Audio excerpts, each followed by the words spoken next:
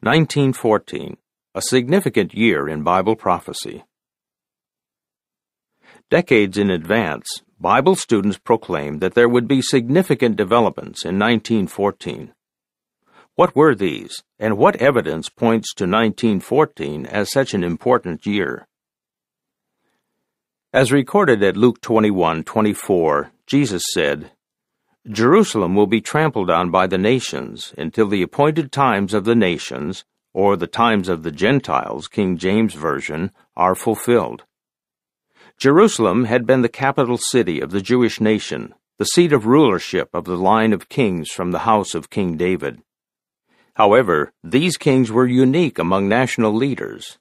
They sat on Jehovah's throne as representatives of God Himself. Jerusalem was thus a symbol of Jehovah's rulership. How and when, though, did God's rulership begin to be trampled on by the nations? This happened in 607 BCE when Jerusalem was conquered by the Babylonians. Jehovah's throne became vacant, and the line of kings who descended from David was interrupted. Would this trampling go on forever? No, for the prophecy of Ezekiel said regarding Jerusalem's last king, Zedekiah, "Remove the turban and lift off the crown. It will certainly become no one's until he comes who has the legal right, and I must give it to him." Ezekiel 21:26 and 27. The one who has the legal right to the Davidic crown is Christ Jesus. So the trampling would end when Jesus became king. When would that grand event occur? Jesus showed that the Gentiles would rule for a fixed period of time. The account in Daniel chapter 4 holds the key to knowing how long that period would last. It relates a prophetic dream experienced by King Nebuchadnezzar of Babylon.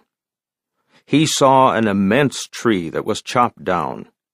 Its stump could not grow because it was banded with iron and copper. An angel declared, "Let 7 times pass over it." Daniel 4:10-16. In the Bible, trees are sometimes used to represent rulership. So the chopping down of the symbolic tree represents how God's rulership, as expressed through the kings at Jerusalem, would be interrupted. However, the vision served notice that this trampling of Jerusalem would be temporary, a period of 7 times. How long a period is that? Revelation 12:6 and 14 indicates that 3.5 times equal 1,260 days. 7 times would therefore last twice as long, or 2,520 days. But the Gentile nations did not stop trampling on God's rulership a mere 2,520 days after Jerusalem's fall.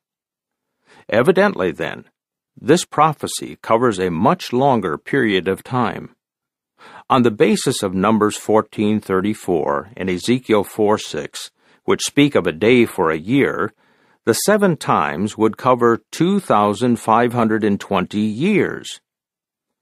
The 2,520 years began in October 607 BCE when Jerusalem fell to the Babylonians and the Davidic king was taken off his throne. The period ended in October 1914. At that time, the appointed times of the nations ended, and Jesus Christ was installed as God's heavenly king. The footnote reads, "From October 607 BCE to October 1 BCE is 606 years. Since there is no 0 year, from October 1 BCE to October 1914 CE is 1,914 years.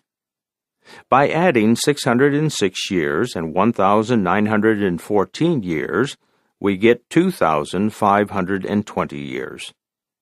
For information on Jerusalem's fall in 607 BCE, see the article Chronology in Insight on the Scriptures, published by Jehovah's Witnesses. End of footnote.